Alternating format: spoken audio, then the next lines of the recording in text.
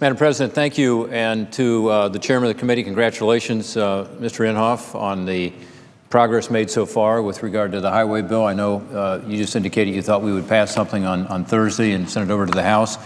It's important that we address this issue, important that we put people back to work. We have crumbling roads and bridges, and I hope everybody in this chamber agrees. We need to have a highway bill, and specifically we need one that is as long a term as possible in order to give people predictability and certainty to be able to plan projects and to be able to deal with what is an increasing problem in our country, which is a lack of funds for infrastructure. I'm certainly hearing it back home. Back in Ohio, what I'm hearing is just give us some certainty. Let us know what the plan is. And Congress doing these short-term extensions is not a plan. If, in fact, we end up with a shorter-term extension because the House and the Senate can't agree, then I hope we will make a commitment when we do that to say, okay, after whatever that short term is, and I've heard the rumor of 3 months, that at that point we will come up together with a long-term proposal. I happen to believe that one way we could fund a longer-term proposal is to have international tax reform. We should do it anyway, and we should do it whether or not the Highway Trust Fund is connected with it. But there are ways in which you can reform the tax code so that companies that are overseas, that have revenues overseas, that won't bring them back now because our rate is so high, might be willing to bring them back at a lower rate. And if they bring those funds back and are taxed on those funds, there might be an opportunity to provide some funding for a long-term solution to the Highway Trust Fund, perhaps in conjunction with some of the other pay-fors that are part of the bill we're talking about today. But international tax reform is necessary in and of itself. I didn't come to the floor today to talk about that, although tomorrow we do have a hearing in the Permanent Subcommittee on Investigations on this very issue. And I will just tell my colleagues and those who are listening, if we do not reform our tax code, update our currently non-competitive tax code, we're going to see more and more jobs and investment going overseas. It's just that simple. We already see it. Last year, in dollar terms, there were twice as many foreign acquisitions of U.S. companies than there were the year before. Think about that. And it's some big names. One you might know is Burger King. Another you might know is Budweiser. One that's thinking about it is Monsanto. I mean, these are big companies. There are a lot of small companies, too, that have already decided they're not going to stay in the United States because our tax code is so bad. It's so out of date. It puts them in such a disadvantage vis-a-vis their competitors around the world that they simply cannot survive. So they have to become foreign entities in order to be able to be competitive. We've got to fix that. It's Washington that's creating the problem. Many criticize these companies. I say if there's any villain in this show, it's right here. It's Washington, D.C. By allowing a tax code that was written back in the 1960s to continue when every other one of our competitors around the world have reformed their tax code and lowered their rates. This is something that we can and should do. There's bipartisan consensus around this, maybe not on all the details, but certainly on a framework. We can move forward. Senator Schumer on the other side of the aisle and myself have put together our own report on this recently. We spent 3 or 4 months working on this, but it really is the combination of a lot of different hearings and projects that have been undertaken over the last several years on this. We know what we have to do. We know we have to go to a competitive international system that allows us to be able to say to our workers here in America, we're going to give you the tools to compete and to win. We're not going to allow you to continue to have to compete with one hand tied behind your back, which is what's happening right now. The beneficiaries of this will be the American economy, but specifically the American worker. The folks in the boardrooms are going to be fine, one way or the other. When you have these foreign acquisitions of U.S. companies, or you have these so-called inversions where companies go overseas, the major executives in the company do just fine. The stock usually goes up.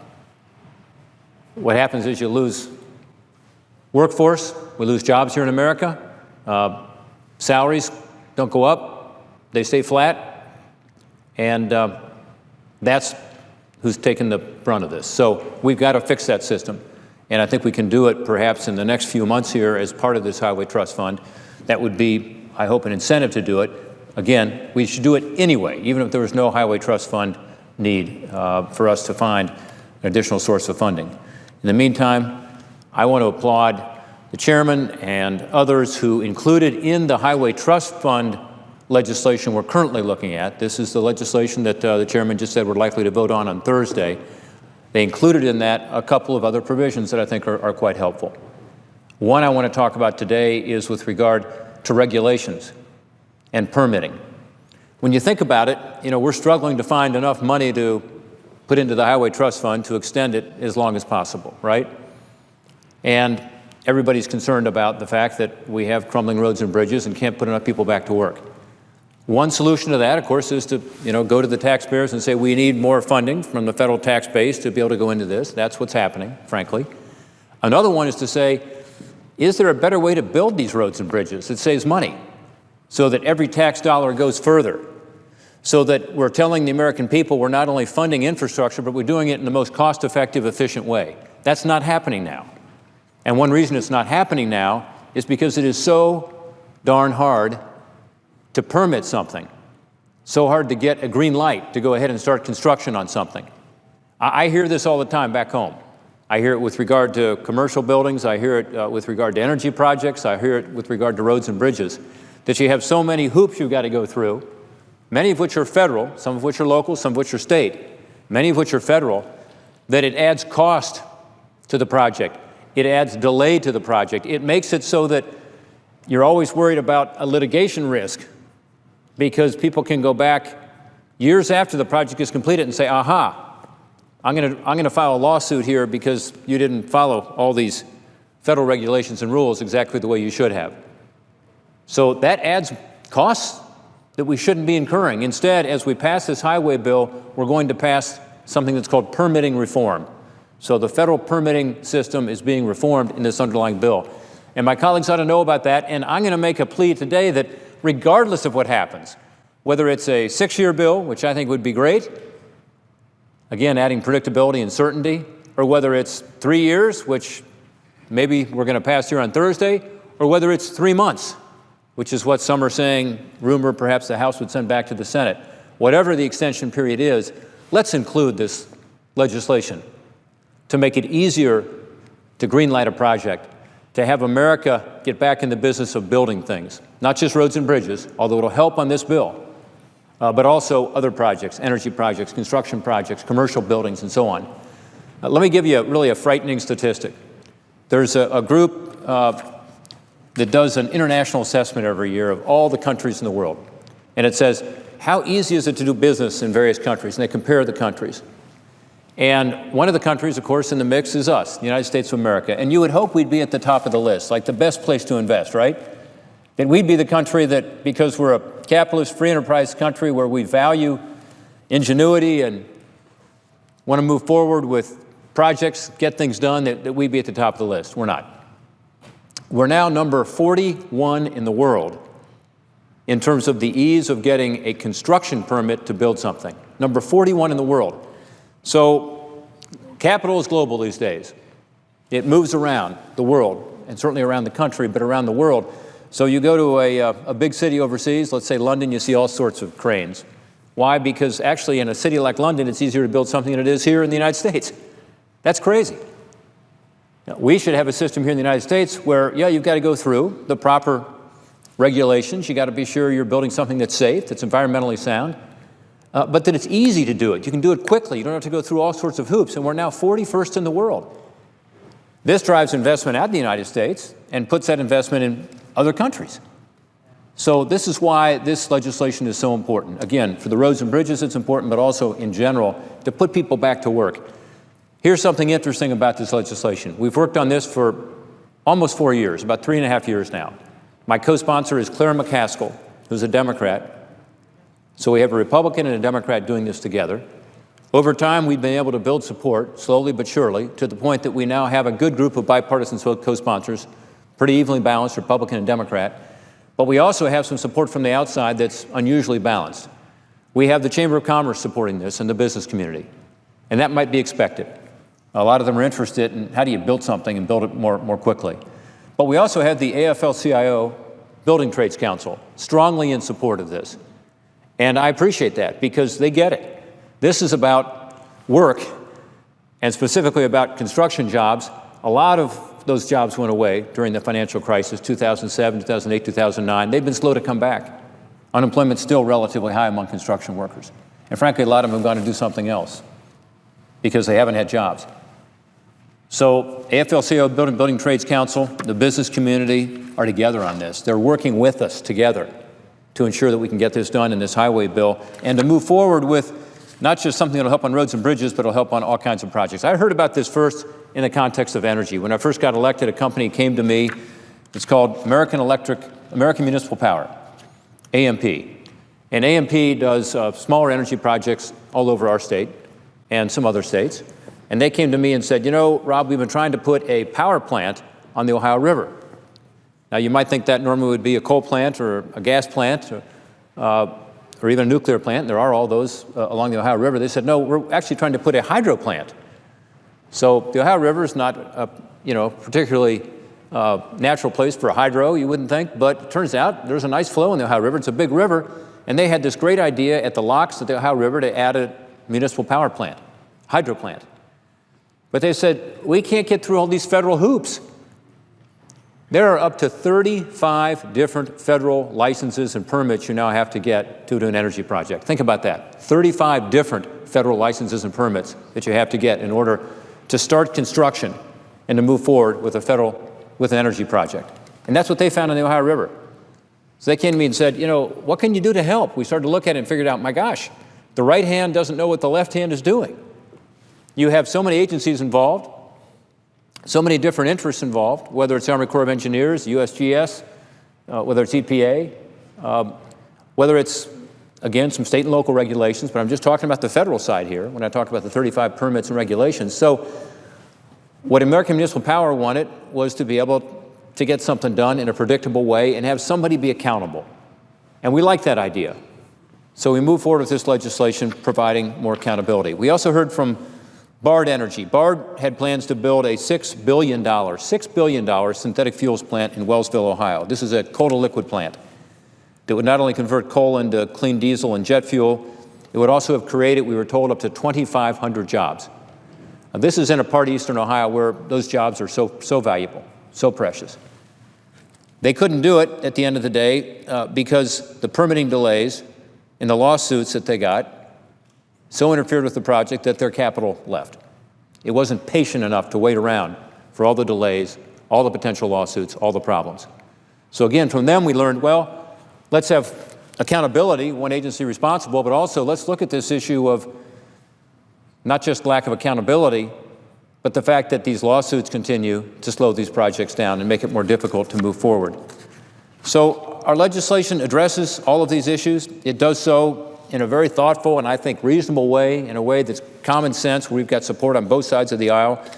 First of all, it strengthens coordination and deadline setting. So we talked about having some accountability.